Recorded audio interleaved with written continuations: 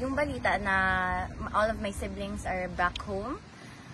Because of course they have to prioritize their jobs, and of course he understands because again we have to prioritize the country and the people and how they serve. So he was very understanding with it, and it went well. Ayun, madaming chikahan sa about family matters, and then to the point na sinabi niya na dami ng alam ng nakikinig dito. Yun, tumawa lang ako. It was light. It was, magaan naman talaga siyang kausap. So it was light, but it was also very emotional because I'm only gonna be here for another 2 weeks before I go back and, continue with my education, with work, and with the other personal matters that I have to attend to. So he understood that also. And then I told him he told me kasi na it's okay if you are lonely, you just go home to your mama Hanilet and to Mira. But then I told him na, I don't worry about me, I'm okay, my home is wherever you are. So, ayun, he smiled, he was happy to hear that. But he also reminded me that I do have to prioritize my responsibilities also because I have a life as a 21-year-old. And I said, yes, of course, in 2 weeks I will be back home. And then the rotation of visits from the different family members will continue as usual. So, ayun, we are just hoping for good news. So, in 2 weeks time when you leave, sino pong papalit? We're not sure pa, attorney, kasi ayun nga. That's why I heard that he was, kaya medyo, kanina I mentioned that it was an emotional visit because the guard told me that he was waiting all day for us yesterday. And of course I felt really guilty.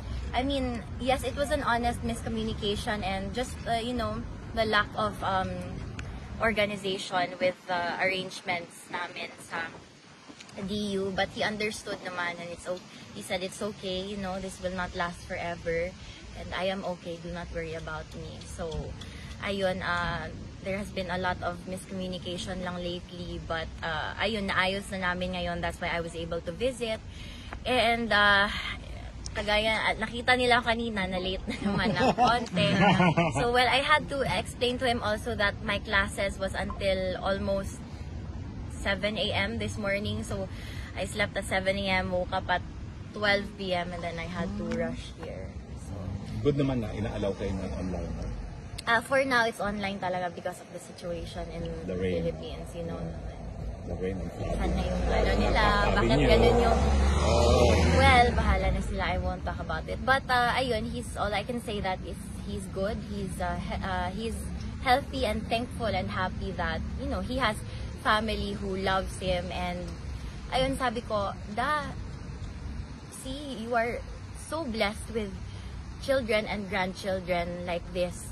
Kasi tingnan mo ngayon na matanda ka na ganito. Well, kasi it really does speak on his character as a father. Kaya kahit ang tanda niya na kaming lahat will drop anything and everything to be here with him. So, yeah, he was happy to hear that. So he's okay. Tatay Digong is okay. I was worried, of course, but he looked okay. Hindi siya mukhang stressed, parati siyang tulog, and ayun, kumakain naman as what I've heard from the prison guards. Namimiss niya masahin ni Kong Tulog.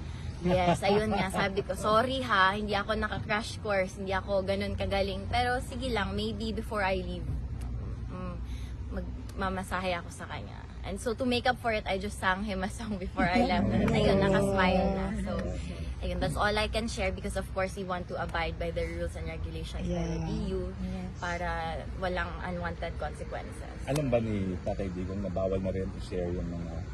I don't think so, but he did ask if there were still people here, and I said yes, everyone's waiting for you. It's been 5 months, but everyone's just waiting for you to come home. Yes. There's this never-ending love and support from the people, not just to you, but to all the members in the family. So yeah, he wants to extend his gratitude and how blessed he feels to have you all. Thank you. Thank you so much. Thank you, Langga.